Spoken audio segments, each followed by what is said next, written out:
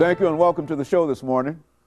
The topic this morning is the country of Iran from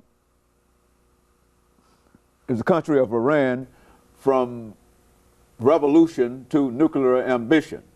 And of course we have with us to talk about the situation in Iran today Dr. LMadu.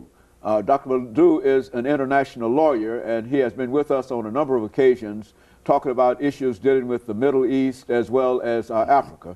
And of course, Dr. LMadu, let me welcome you to the show this morning, and let me sort of explain my hesitation in reference to that, because I was almost talking about an earlier show that we did, but this is about Iran, and this is from the revolution to the nuclear ambition of Iran. And let's have you to start us off, Dr. LMadu, by saying something about the country of Iran, exactly where it's located and how it happened to be Iran from where it is now. Yes. First of all, thank you for bringing me back to your program. Always a pleasure to be here. Iran, of course, most people know, is in the Middle East. Almost the size of Alaska, maybe a little smaller, maybe a little larger, but it's almost the size of Alaska in area. And with a population of about 70 million at the moment, as an estimate. It has borders, with several countries.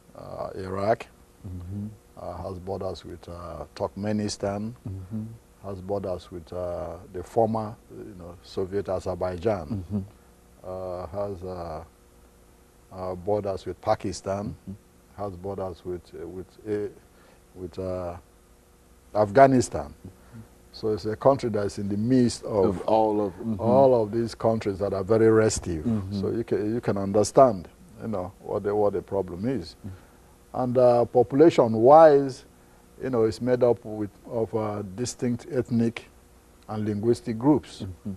The largest, being Persian, which is about 51% of the population.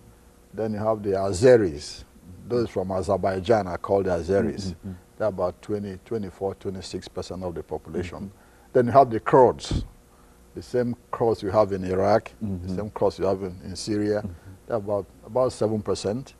Then you have the Assyrians, Georgians,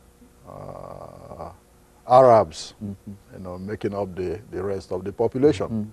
Religion-wise, it's a country of about 98% Muslim. Out of these, you have about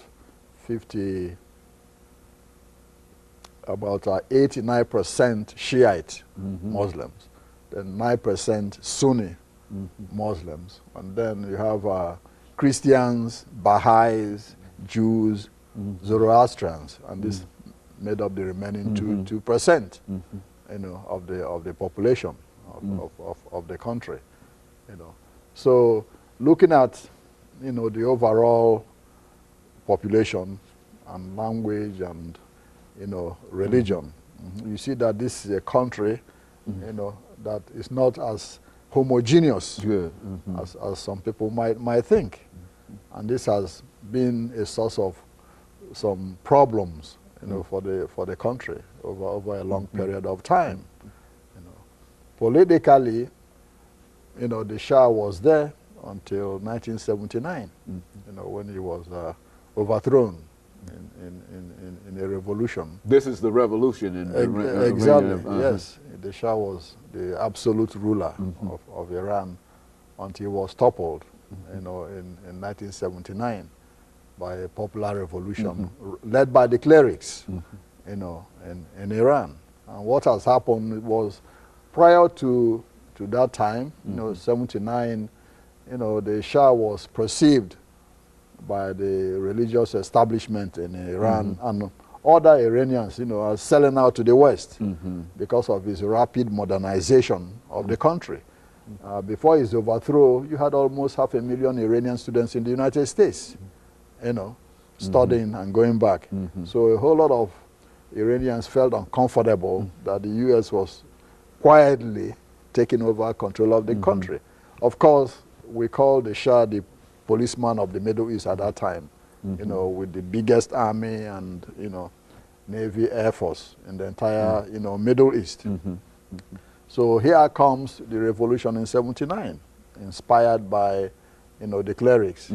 By that I mean the Shiite clerics in Dr. Iran. Madu, let me stop for this first commercial break. I want to stop here because we want to pick up at that revolution when we come back. But the information that you're giving us now in reference to the ethnic layout of Iran sort of is made to create, in a real sense, a real problem.